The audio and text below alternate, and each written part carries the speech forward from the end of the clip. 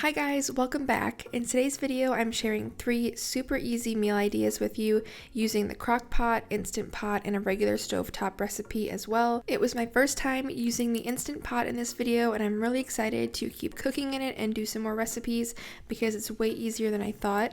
I'll have the recipes linked in the description box below in case you want to make any of these recipes as well. The first meal I'm making is tortellini soup, which is one of my absolute favorites. I didn't use meat in it, but the recipe called for sausage, or you could really use any meat that you prefer. I also added zucchini to mine, and that's the first thing I'm chopping up here after I washed them in the sink.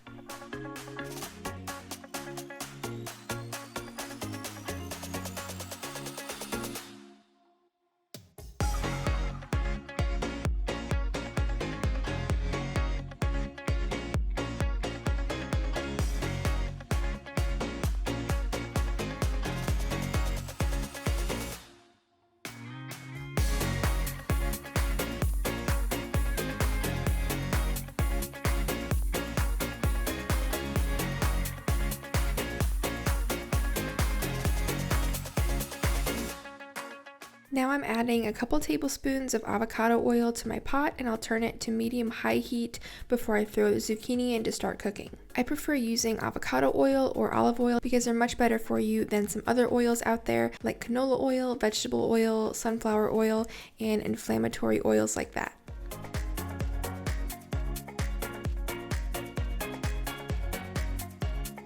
Next, I'm just peeling and chopping up a yellow onion, and I was trying to cut it a certain way to make dicing it a little bit easier, and I think I did it wrong, but that's okay, it still worked.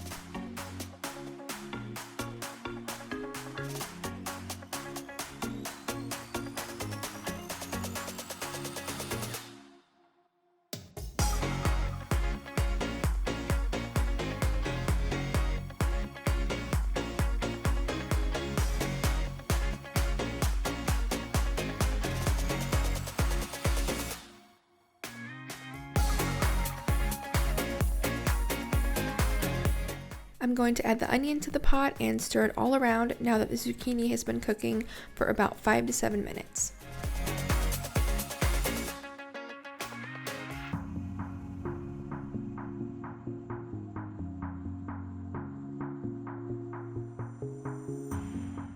And these are our 2 dogs, Summer and Sadie. They're always very curious when we're in the kitchen making dinner. In this clip, I was mixing in some minced garlic. I added in about 3 teaspoons, so 3 cloves of garlic. And now I'm adding in all the seasonings, so 1 teaspoon of dried basil, a 1/4 teaspoon of thyme, 1/2 teaspoon of oregano, a little parsley, and then salt and pepper. I like using Redmond's real salt because it's better for you than regular table salt and it has a lot of nutrients in it. I get it from either Thrive Market or Amazon.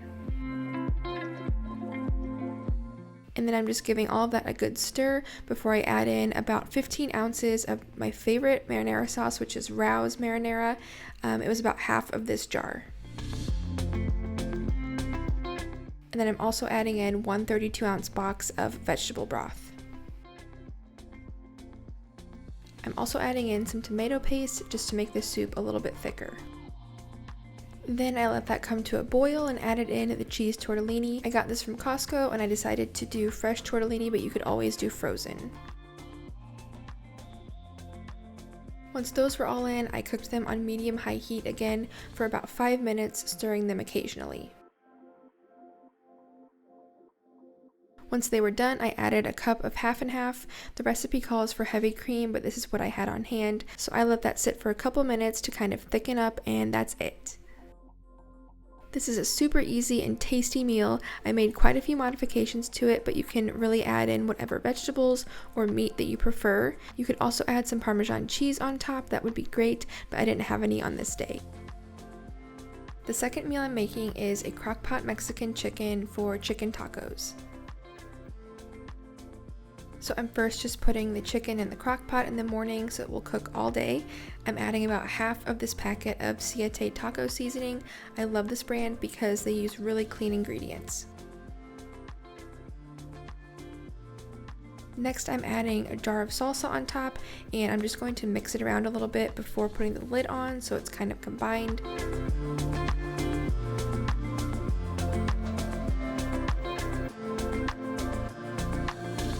And then I'm setting the crock pot to cook on low for 8 hours, and I ended up taking it out at 7 hours since I didn't really have a whole lot of chicken in the crock pot. After that cooked all day, around 5:30, I got the ingredients out for the guacamole I'm going to make, and I started to shred the chicken.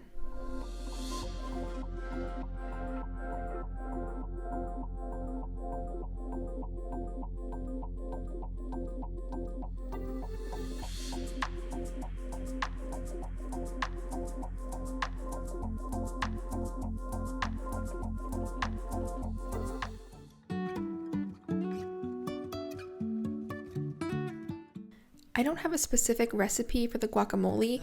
I've looked up a bunch of recipes in the past and kind of just took bits and pieces from them to make my own, so I will have that typed out in the description box below. To start, I'm cutting up 4 avocados and putting them in a bowl. The best way I found to remove the pit on the inside is to just squeeze the avocado and have my knife help it a little bit, but I don't put my knife in the pit and twist it. And I think this works a lot better. I actually used to hate guacamole until last year my husband and I went to this Mexican restaurant here in Texas, and it's called Ana Mia's. They have the best guacamole I have ever had. It's made fresh there at your table and it's so fun to watch, but ever since then I have loved it, and I even make it at home now and like it, and I think it's a great addition to any Mexican night. Even if the sky is falling down,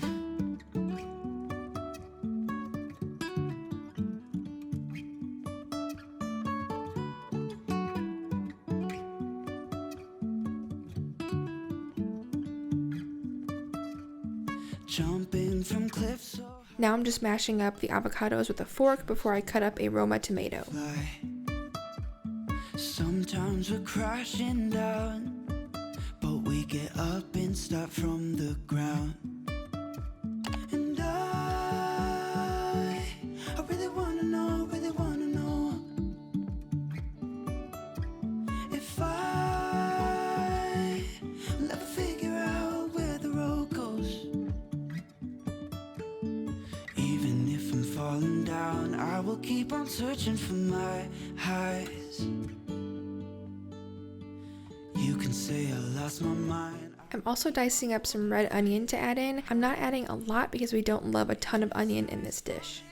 Down, even if the sky is falling down, yeah. The sky is falling down.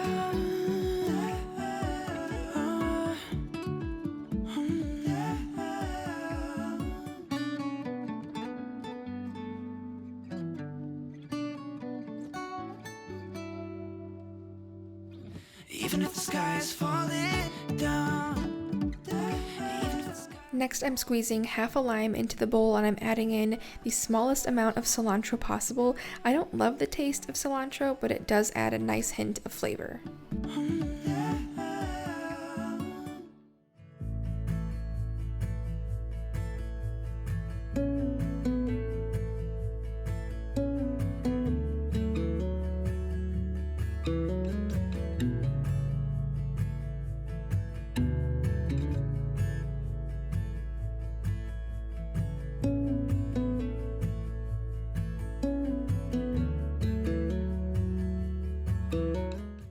To finish the guacamole up, I'm adding salt, garlic, and pepper and mixing it all up. I wouldn't actually recommend adding pepper. I usually don't, but I just wasn't thinking for some reason when I grabbed the pepper along with the salt, but usually I just do garlic and salt. For the tortillas, I just warmed them up in the microwave for a bit before adding the shredded chicken on top. I'm also adding a little bit of Mexican cheese and guacamole.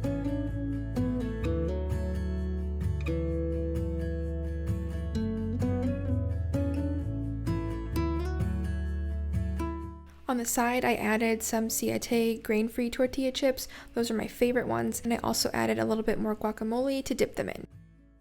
This last meal is spaghetti squash cooked in the Instant Pot, topped with marinara and a side of French-style green beans.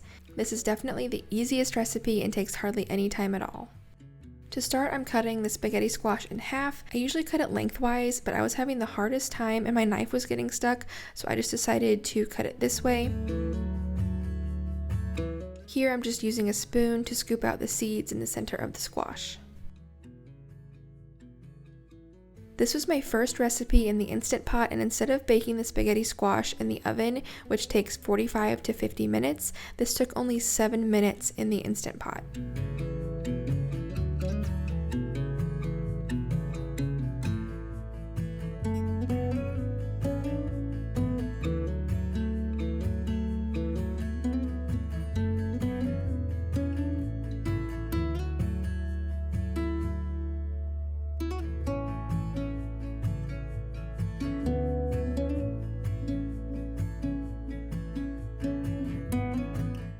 So I added the spaghetti squash along with 1 cup of water to the Instant Pot.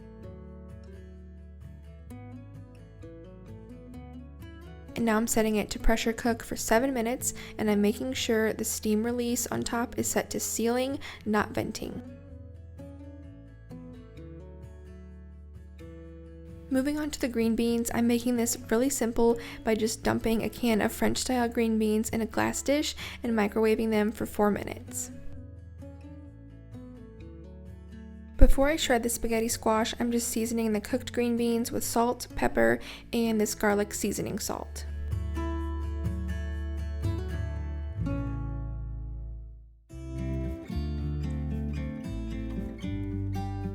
Here you'll see I'm using the tongs to take the squash out of the Instant Pot, and I'm just using a fork to shred the squash on the inside into spaghetti strands.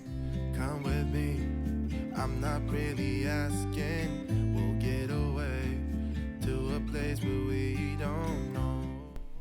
I'm a huge fan of spaghetti squash because I think it's a great way to get in more vegetables while still having it kind of look and taste similar to spaghetti. We can be like with no distractions. We'll get away.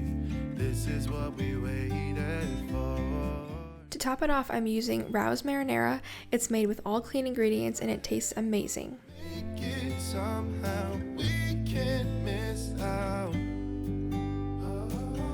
I'm done living life with the lights out. I'm also adding some shredded Mexican cheese on top, but I'd usually add Parmesan if I had some. I want the cheese to melt a bit, so I'm just putting it in the microwave for about 20 seconds and then stirring it all up.